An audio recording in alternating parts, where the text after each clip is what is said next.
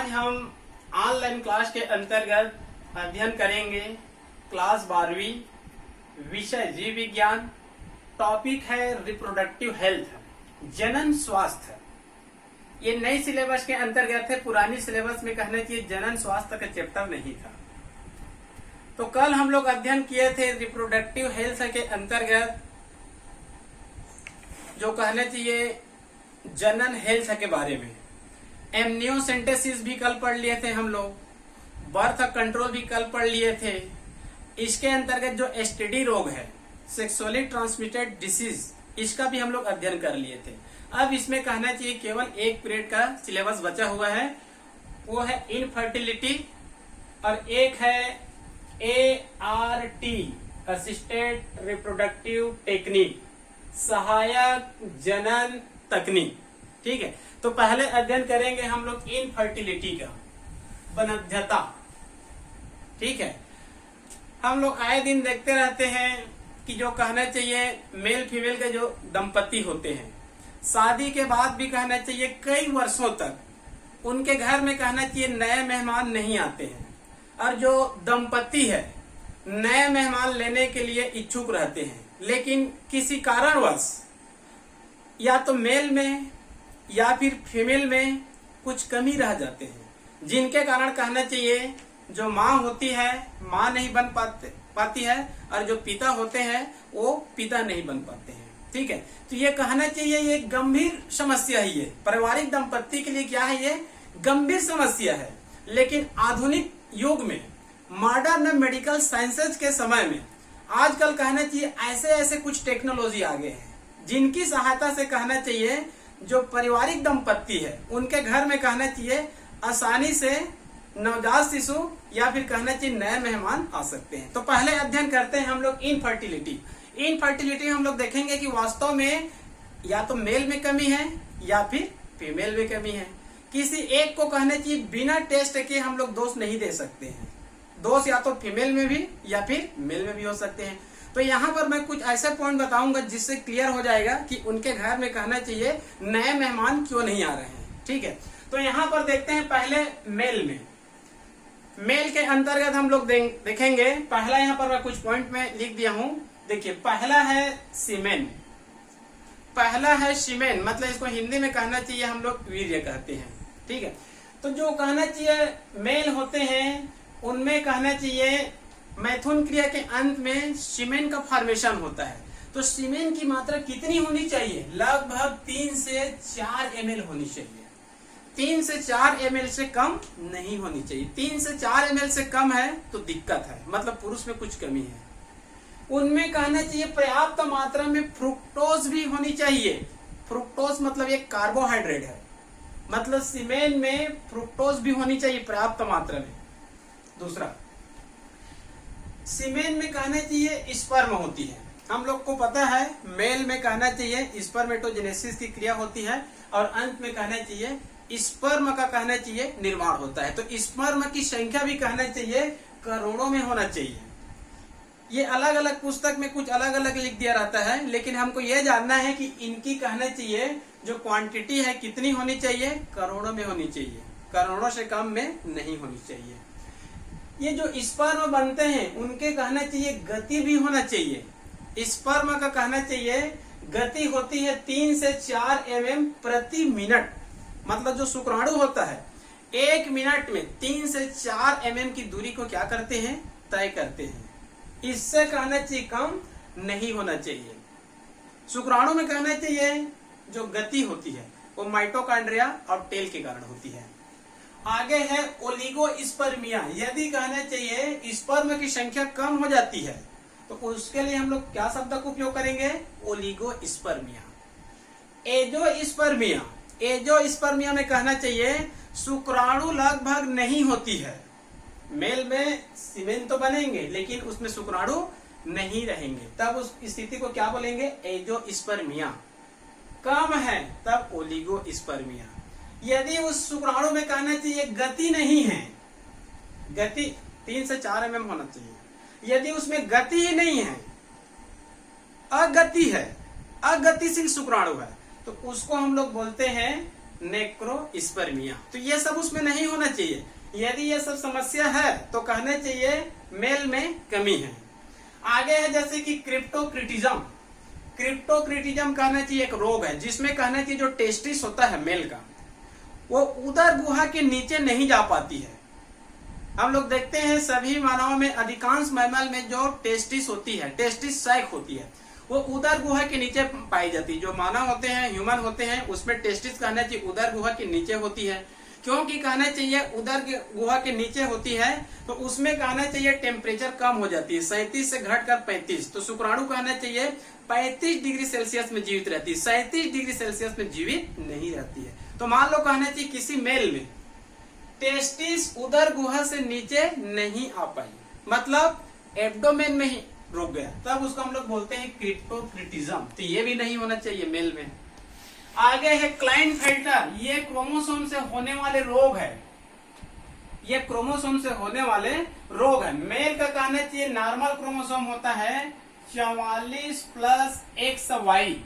यदि कहना चाहिए किसी में यह स्थिति है 44 प्लस डबल XY, 44 XYY, तो कहना चाहिए इस मेल में इस प्रकार का पोजीशन रहेगा। तो इसको हम लोग बोलेंगे क्लाइनफेल्टर, और इसको तो कहना चाहिए सुपर मेल कहते हैं।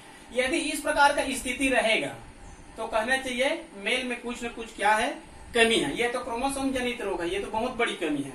आगे है टेस्टिस। जो मेल का कहना चाहिए टेस्टिस होती है वो एकदम सक्रिय होना चाहिए, मतलब विकसित होना चाहिए। विकसित रहेगा तभी कहना चाहिए इसमें सेक्स हार्मोन बनेंगे। मेल का सेक्स हार्मोन कहना चाहिए एंड्रोजन और टेस्टोस्टेरोन होती है, ठीक है। यदि कहना चाहिए सब दिख रहा है, ये सब सही है, तब कहना चाहिए मेल क्या है, स्वस्थ है, मेल में किसी भी प्रकार की कमी नहीं है। क्लियर? इसको आप लोग पॉइंट टू पॉइंट देख लेंगे, ठीक है जी। पुस्तक में भी इसको दिया गया है। यहाँ पर सीमेन की स्थिति देख लेंगे, स्पर्म की स्थिति देख लेंगे। यहाँ पर ओलिगोस्पर्मिया तो नहीं है, एंजियोस्पर्मिया तो नहीं है, नेक्रोस्पर्मिया तो नहीं है, क्रिप्टोक्रिटिज्म तो नहीं है, क्लाइनफेल्टर डिसीज तो नहीं है, टेस्टिस विकसित है कि नहीं है, ठीक है। तो ये कहना चाहिए मेल से संबंधित ये लक्षण, ये सब सही होना चाहिए, ठीक है। अब दूसरा देखते हैं फीमेल का। दूसरा देखते हैं फीमेल का। फीमेल में भी कहना चाहिए हो सकते हैं कुछ कमी, या तो इसमें कमी या फिर इसमें कमी, या फिर दोनों में कमी हो सकते हैं, ठीक है। तो फीमेल के अंतर्गत देखते हैं पहला ओवरी। ओवरी कहना चाहिए एकदम विकसित होना चाहिए। यदि कहना चाहिए ओवरी विकसित होगा तभी कहना चाहिए इसमें सेक्स हार्मोन बनेंगे। फीमेल का कहना चाहिए सेक्स हार्मोन होती है एस्ट्रोजन और प्रोजेस्टेरॉन। फीमेल की कहना चाहिए सेक्स हार्मोन होती है एस्ट्रोजन और प्रोजेस्टेरॉन, मतलब ओवरी का विकसित होना चाहिए। क्लियर? उसके बाद कहना चाहिए फीमेल है उसमें जो थायराइड ग्लैंड्स है, एड्रिनल ग्लैंड्स है, ये भी सामान्य होना चाहिए, असामान्य नहीं होना चाहिए। हालांकि थायराइड ग्लैंड्स यहाँ पर है, एड्रिनल ग्लैंड्स यहाँ पर है, लेकिन ये भी कहना चाहिए नॉर्मल स्थिति में होना चाहिए, असामान्य स्थिति में नहीं होना चाहिए। आगे फेलोपियन ट्यूब। हमको पता है फीमेल में कहना चाहिए जो फेलोपियन ट्यूब होती है, यही कहना चाहिए निषेचन करने वाली आर्गन होती है। अंडाणु और शुक्राणु का मिलन कहाँ पर होता है? फेलोपियन ट्यूब में होता है। तो फीमेल में कई बार ये देखा गया है कि जो फेलोपियन ट्यूब होती है वही डक्ट होती है, उसमें सूजन आ जाती है, इन्फेक्शन हो जाती है। फेलोपियन ट्यूब कई बार कहने चाहिए चिपक जाती है, उसके कारण अंडाणु का फर्टिलाइजेशन नहीं हो पाएगा। तो ये भी फेलोपियन ट्यूब भी क्या होना चाहिए? एकदम सही स्थिति में होना चाहिए, मतलब उसमें कोई सूजन नहीं होनी चाहिए, चिपकी हुई नहीं होनी चाहिए, कोई इन्फेक्शन उसमें नहीं होनी चाहिए। यूटेरस। यूटेरस मतलब गर्भाशय। तो फीमेल का कहना है कि जो यूटेरस है, गर्भाशय, इसमें अनुवांशिकी रूप से एकदम ये सही होना चाहिए, मतलब जेनेटिक रूप से इसमें कोई डिसीज नहीं होनी चाहिए। इसके कहने चाहिए जो आंतरिक लेयर होती है एंडोमेट्रियम, ये भी कहने चाहिए एकदम सही होनी चाहिए, क्योंकि ये लेयर का सबसे महत्वपूर्ण कार्य होता है भ्रूणी विकास को बनाए रखना, ठीक है। तो इसमें किसी भी प्रकार की त्रुटि नहीं होनी चाहिए। उसके बाद है कार्पस लुटियम। हम लोग जानते हैं मेंस्ट्रुएशन साइकिल के दौरान, जब फीमेल में कहना चाहिए मेंस्ट्रुएशन साइकिल चलती रहती है, तो मेंस्ट्रुएशन साइकिल के कहना चाहिए 17वें 18वें दिन में कहना चाहिए कार्पस लुटियम का क्या होता है? निर्माण होता है। तो कार्पस लुटियम का पर्याप्त विकास होना चाहिए, तभी गर्भधारण रुकेगा, अन्यथा गर्भधारण नहीं रुकेगा। कई बार ये देखा गया है फीमेल में फर्टिलाइजेशन तो होती है, डिप्लॉयड जायगोट बनते हैं, क्लीवेज मरूला ब्लास्टुला होती है, लेकिन ये कहना चाहिए 7 माह तक सक्रिय नहीं होती है। तो बीच में कहना चाहिए प्रोजेस्टेरॉन नामक हार्मोन की क्या हो जाती है, कमी हो जाती है, जिसके कारण कहना चाहिए नेचुरली तौर पर कहना चाहिए अपने आप एबॉर्शन हो जाती है। तो ठीक है जी, तो ये कहना चाहिए सब सही स्थिति में होना चाहिए। ओवरी है, थायराइड ग्लैंड है, एड्रिनल ग्लैंड है, फेलोपियन ट्यूब है, यूटेरस है, कार्पस लुटियम है, ये सब कहना चाहिए अच्छी तरह से विकसित होना चाहिए। तो कहना चाहिए जो डॉक्टर होते हैं यदि इनफर्टिलिटी की स्थिति है तब कहना चाहिए मेल और फीमेल दोनों को चेक करते हैं।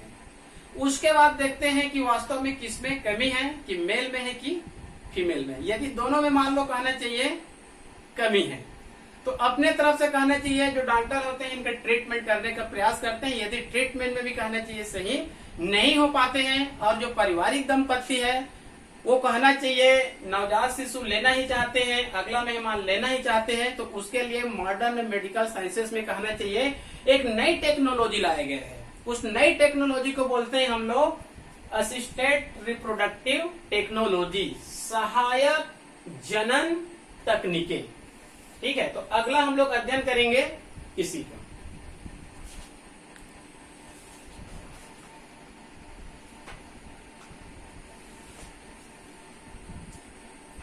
मॉडर्न मेडिकल साइंसेस की ये देन है, इसको हम लोग शॉर्टकट कहते हैं ART,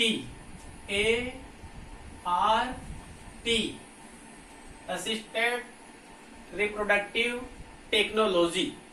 इसको टेस्ट ट्यूब बेबी भी कहा जाता है, इसको टेस्ट ट्यूब बेबी भी कहा जाता है।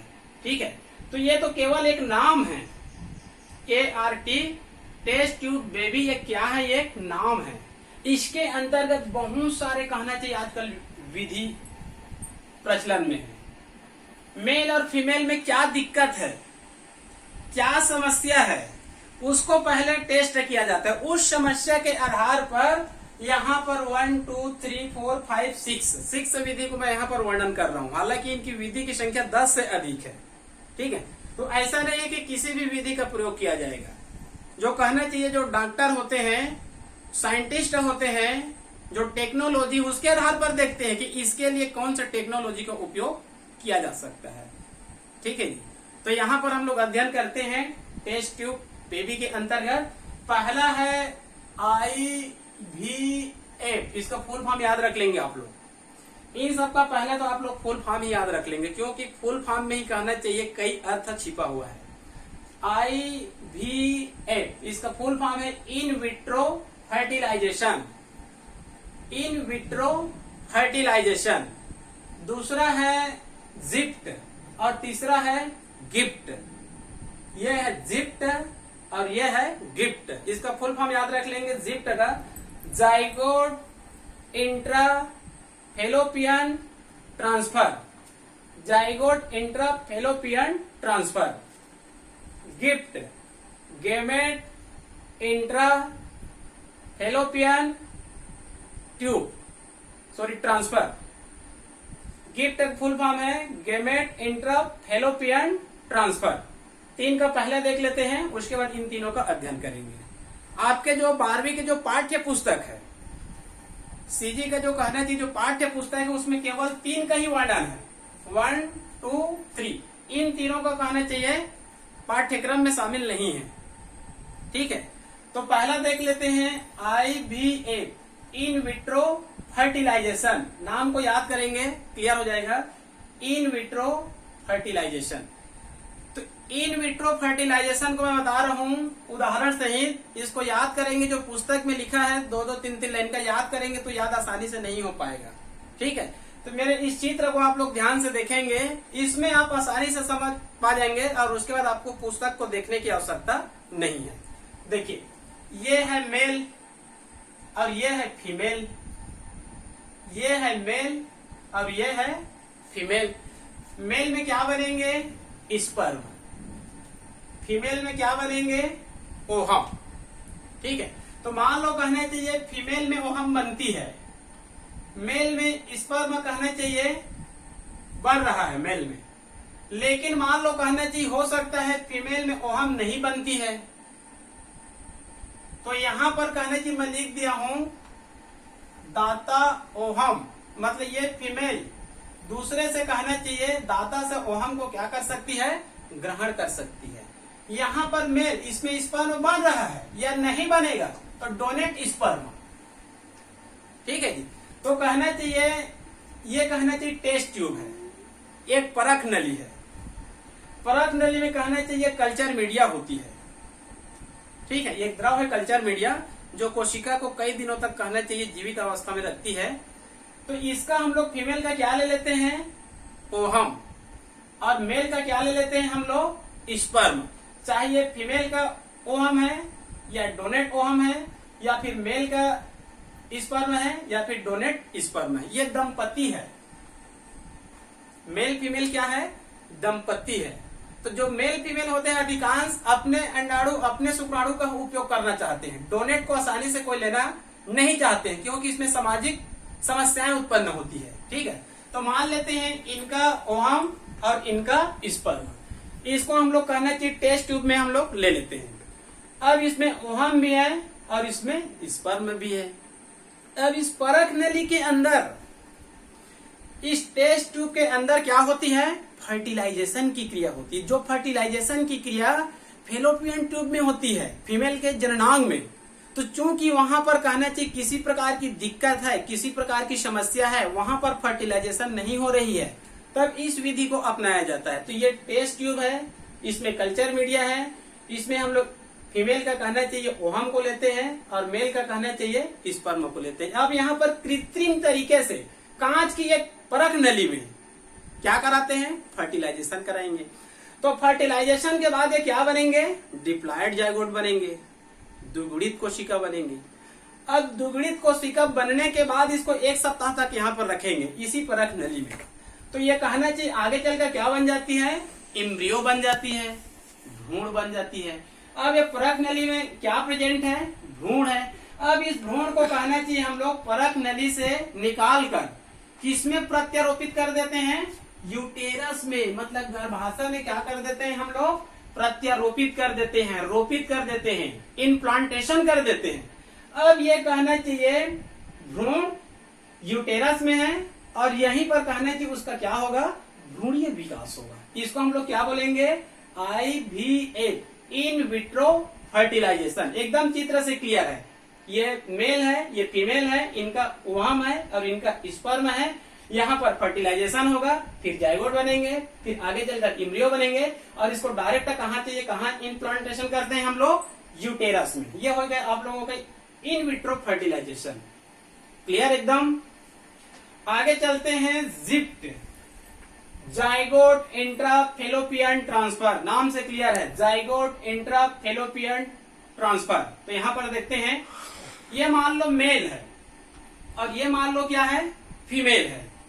इनका ओहम और इनका स्पर्म और ये टेस्ट ट्यूब है, इसमें कल्चर मीडिया है। ये ओहम और ये स्पर्म दोनों यहां पर कहना चाहिए फर्टिलाइजेशन होती है।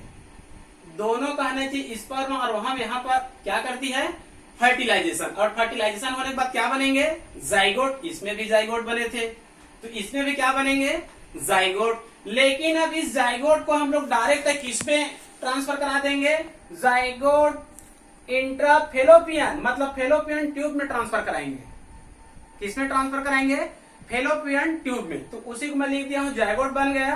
अब इंट्राफेलोपियन ट्रांसफर, मतलब इसको जाइगोट को सीधा कहां ट्रांसफर कर देंगे, फेलोपियन ट्यूब में। अब फेलोपियन ट्यूब में कहना चाहिए 4-5 दिनों तक होती है, क्लीवेज होगा, मुरुला होगा और उसके बाद ये आगे कहां चली जाती है, यूटेरस में चली जाती है। तो ये दोनों में ज्यादा अंतर नहीं है। अंतर ये हुआ, इसमें जाइगोट को आगे चलकर एम्ब्रियो तक रखते हैं और डायरेक्ट कहने चाहिए यूटेरस में ट्रांसफर करते हैं। इसमें जाइगोट बनने के बाद जाइगोट की स्थिति में ही इसको यूटेरस में कहना चाहिए ट्रांसफर नहीं करते हैं, इसको किसमें ट्रांसफर कर देते हैं, फेलोपियन में कर देते हैं। और आगे चलकर कहना चाहिए यहाँ पर 4-5 दिन रहेगी, फिर यूटेरस में जाकर भ्रूणी विकास होगा।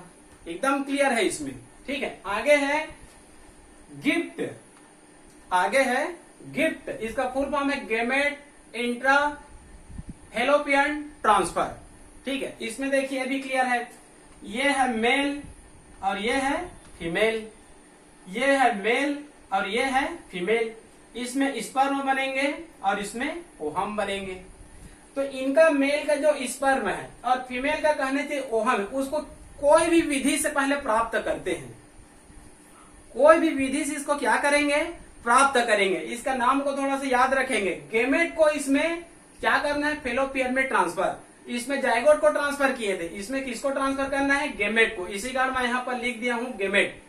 मेल का गेमेट, फीमेल का गेमेट, मतलब मेल का स्पर्म, फीमेल का ओहम, दोनों को हम लोग अलग अलग क्या बोलते हैं, ये नर गेमेट और ये मादा गेमेट।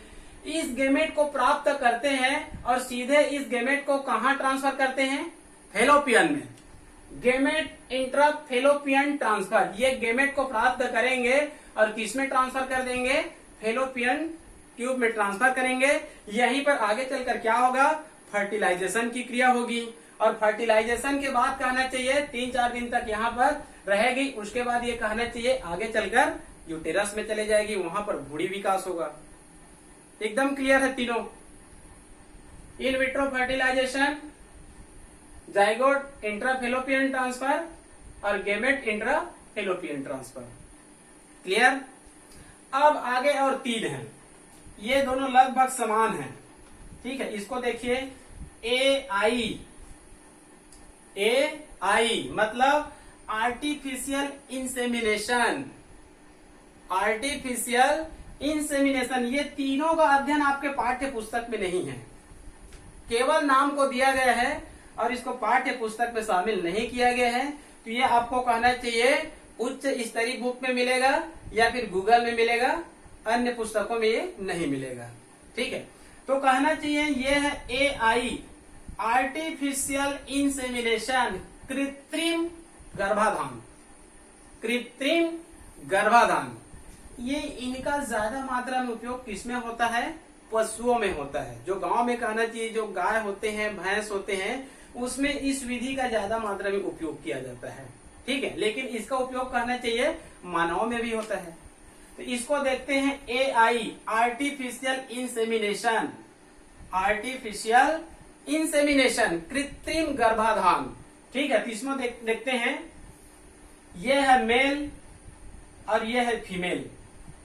ये है मेल और ये है फीमेल। इनमें कहना चाहिए ओहम बनेंगे, फीमेल में ओहम बनेंगे, मेल में स्पर्म भी बनेंगे। फीमेल में ओहम बनेंगे और मेल में स्पर्म भी बनेंगे, लेकिन मेल में स्पर्म की संख्या कम हो सकती है और ये कहना चाहिए नॉन मोटाइल भी हो सकती है, मतलब अगतिशील भी हो सकती है। ठीक है, मेल में स्पर्म तो जरूर बन रहे हैं, लेकिन संख्या क्या हो सकती है, कम भी हो सकती है। और ये गतिशील मतलब गति भी कम हो सकती है, मतलब कुछ इसमें प्रॉब्लम है मेल में। लेकिन फीमेल में कहना चाहिए ओहम तो बनती है, लेकिन फीमेल का जो ओहम है, फीमेल का जो